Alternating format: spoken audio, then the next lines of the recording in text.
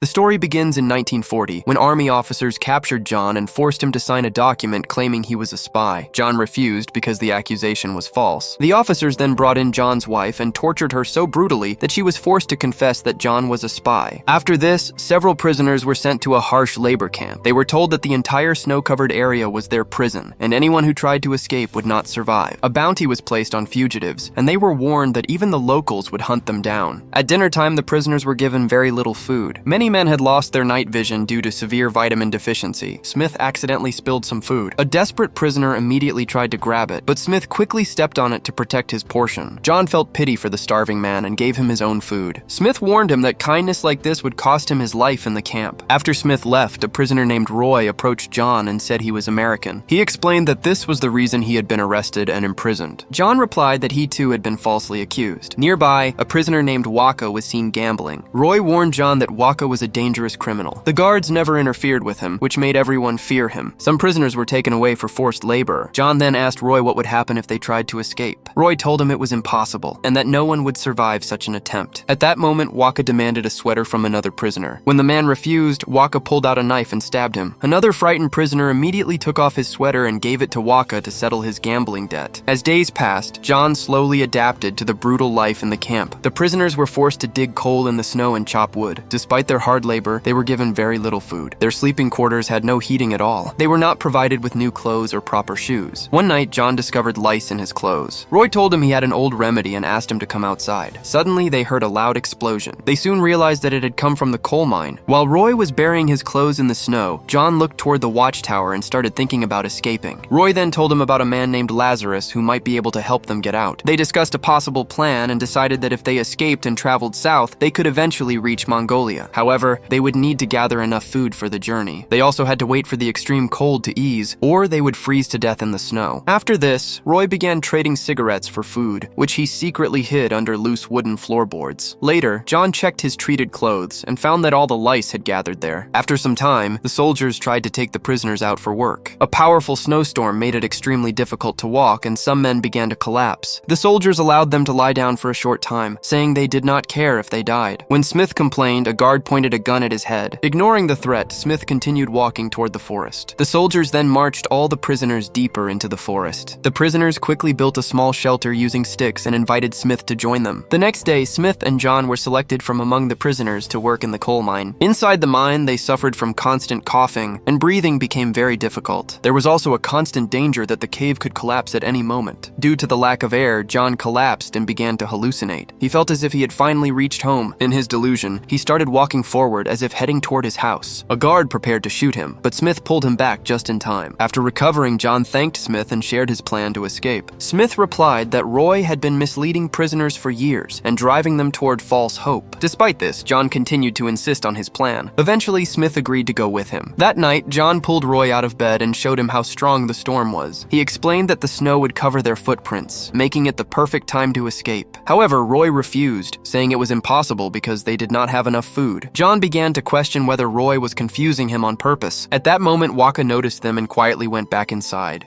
Meanwhile, Andres discovered that a prisoner named Kazik was hiding the fact that he could not see at night. Kazik insisted that he could see perfectly during the day and asked Andres to guide him at night. At the same time, Smith gave his gold watch to Lazarus in exchange for help with the escape plan. Lazarus explained that they would need to shut down the generator to create 10 minutes of complete darkness. This blackout would give them a chance to escape during the guard's shift change. While waiting for the right moment, Waka suddenly attacked Jon and held a knife to his neck. He said he owed a large debt from gambling and wanted to escape with them. With a knife at his throat, Jon had no choice but to agree. When the time finally came, the prisoners turned off the generator, cut the wires, and began their escape. The alarm sounded immediately, but the heavy storm made it impossible for the guards to see clearly. The snow also erased their footprints, leaving no trace behind. The guards released dogs into the forest, hoping they would track the fugitives. Meanwhile, the 7 prisoners ran as fast as they could through the forest. Soon, they became completely exhausted and struggled to continue. Breathing heavily, Jon reminded them that the dogs were fast and would catch up. He urged them to keep moving forward no matter what. They tried to move forward again, but the heavy snow made it difficult to see. They began searching for a place to hide. Jon refused to stop, believing the storm was slowing the guards just as much as it was slowing them. He took Waka's knife and cut bark from the trees to create a face covering to shield himself from the snow. Following his idea, the others did the same and were able to move more easily. After some time, when the storm finally stopped, they sat down to rest and gathered all their remaining food. Jon noticed that Waka was wearing Roy's jacket. Waka claimed that Roy had been close to betraying them, so he had silenced him and taken all the food Roy had hidden. When they resumed their journey, Smith quietly warned Jon that trusting Waka was like making a deal with the devil. Suddenly, they heard distant howls, but it turned out to be wolves. Days passed, and Jon began using his training to navigate by observing the direction of the sun. Waka seemed pleased and told Jon that he would stand by him no matter what. He added that others might speak badly about him, but Jon should not believe them. During their next rest, Jon calculated that it would take 3 to 4 weeks to reach a nearby lake. However, they only had enough food for 1 week. He explained that they would need to hunt or fish to survive. Waka suggested attacking a nearby village for supplies, but the others refused. Meanwhile, Kazakh went out to gather wood. As night fell, he lost his vision and became lost in the forest. He wandered aimlessly, trying to find his way back, but the extreme cold caused him to hallucinate. He imagined seeing his old teacher and even a distant city, believing he had reached safety. When the others went searching for him, they were devastated to find Kazakh frozen to death just a few meters from the camp. They buried him and prayed for his soul. Waka, however, coldly remarked that with one less person, their food would last longer.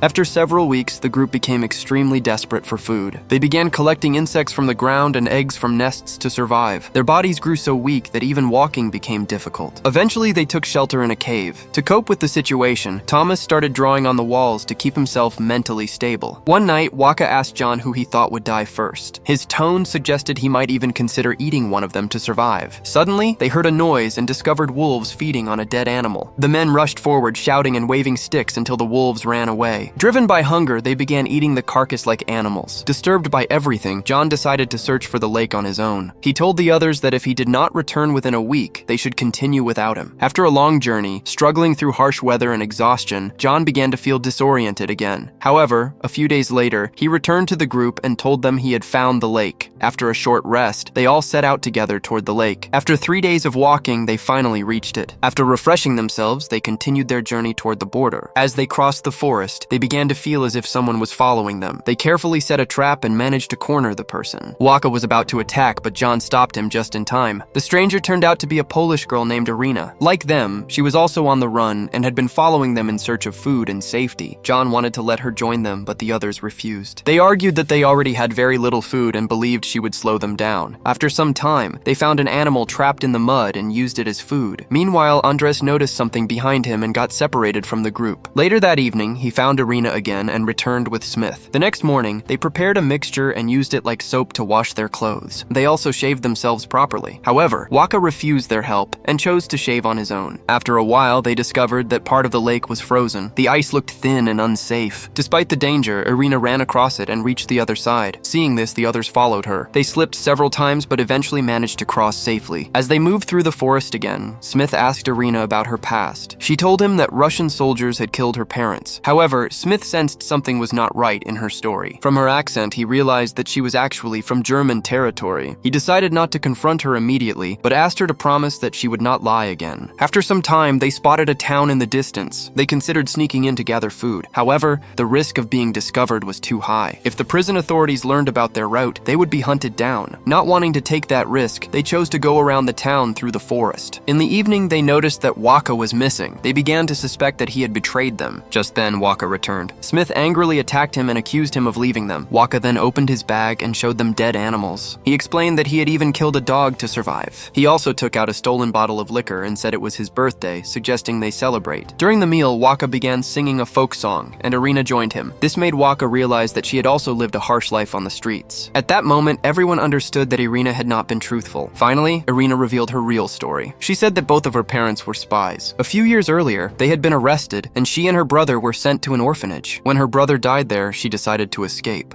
The next day, the group continued their journey. Along the way, they entered an area filled with countless mosquitoes. The insects were so overwhelming that their faces turned pale. When they saw some locals passing by, they noticed that the mosquitoes were not bothering them. Fearing they might be captured, the group quickly hid themselves. But Joran went out and asked a man for the secret to avoiding mosquitoes. The man gave him a necklace that could keep the insects away. After that, everyone was able to continue their journey more peacefully. As days passed, Irina spoke with each member of the group and learned their stories. Andres had once been a priest. Tomas was a pastry chef who dreamed of becoming an actor. Joran was an accountant who had accidentally photographed a government building and was arrested on suspicion of espionage. Smith was an engineer who had come to Russia for work, but after his arrest, his son was shot. During their next rest, Irina used a piece of cloth from her skirt to clean the wounds on Smith's legs. Soon they reached some railway tracks. John calculated that it would take about 4 days to reach the border because the area was filled with farmers and guards. He explained that they needed to cross carefully and before nightfall.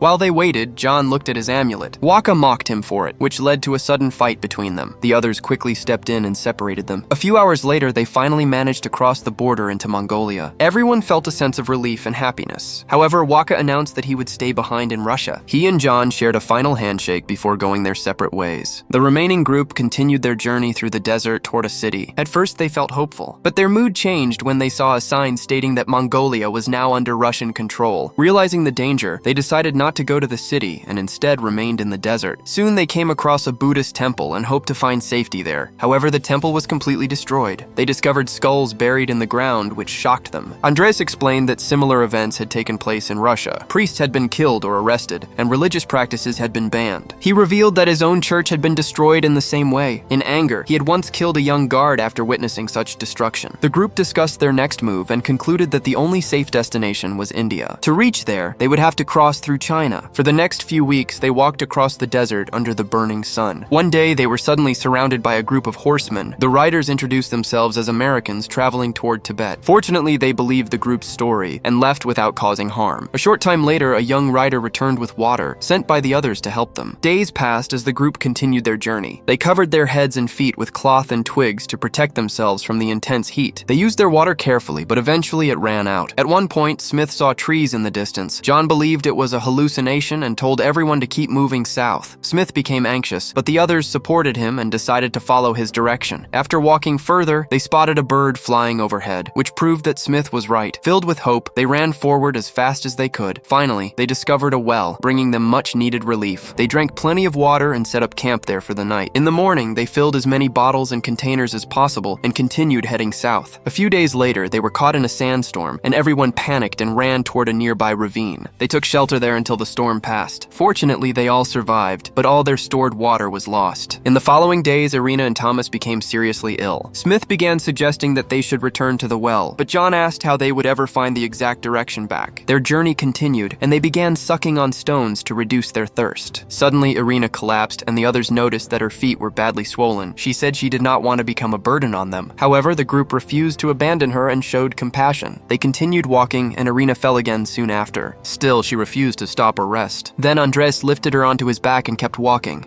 After a few hours, Irina asked Andres to put her down. She looked at everyone one last time and then she passed away. They buried her in the sand and prayed for her soul. The group continued their journey once again. With each passing day, the wounds on their feet grew worse. To keep morale alive, Thomas began drawing portraits of everyone. He created a final beautiful painting of a smiling Irina. However, this became his last work, as he died shortly after. After burying him, the remaining group moved on. A few days later, John looked toward distant hills and suggested they go there in search of water. But Smith was so weak that he could barely move and asked to be left behind. John sent Joran and Andres ahead, while he stayed behind with the collapsed Smith. By evening, John managed to drag Smith back to the group's camp. Unfortunately, they still had not found any water. The next morning, Joran woke up feeling something moving between his legs. He discovered a snake and chased it away, eventually finding a small water hole. The men immediately drank and also gave water to Smith, who was unable to move. They killed the snake and cooked it for food. While eating, Andres lost a tooth due to exhaustion. That night, Smith begged John to to leave him behind, but Jon refused and said they would not abandon him as long as he was alive. During their talk, Jon shared that his only wish was to see his wife again. He revealed how she had been brutally tortured by soldiers. His words deeply affected Smith. The next day, Smith gathered enough strength to continue. Soon after, they discovered a river, which gave them new hope and energy. With renewed strength, they moved toward the hills and eventually crossed the Great Wall of China. After that, they finally reached the Himalayan mountains. In the snowy hills, they found a small sign indicating that they had entered Tibet. Soon after, they met a monk who told them that India was close and led them to a nearby Buddhist monastery. After a long time, they finally received proper food and nourishment. The head monk advised them that if they wanted to reach India, they should wait until the harsh winter passed, as surviving the blizzard would be nearly impossible. Before sleeping, Jon said they should leave immediately and that they would be safer in India. However, the others agreed with the monks and decided to stay for the time being. That night, they discussed their futures. Andres expressed his wish to join the fight against Germany and Russia. Joran wanted to publish Thomas's photographs in newspapers so the world could see them. He himself wanted their story to be told everywhere. Jon, unable to return to Poland, simply wanted to keep moving forward. Meanwhile, Smith planned to return home to America and said he would go through China. The next morning, Jon decided to continue the journey alone. When Joran and Andres saw this, they said a final goodbye to Smith and followed Jon. After some time, the three of them finally reached India. The people there welcomed them with kindness and support. For the next 50 years, Jon had nowhere to return to. Eventually, Poland became independent again. Jon went back to his old home and opened the door using a hidden key. As soon as he stepped inside, he was filled with emotion because his wife was still waiting for him. And that is the end of this beautiful story. Tell us how you felt about it in the comments. See you in the next video.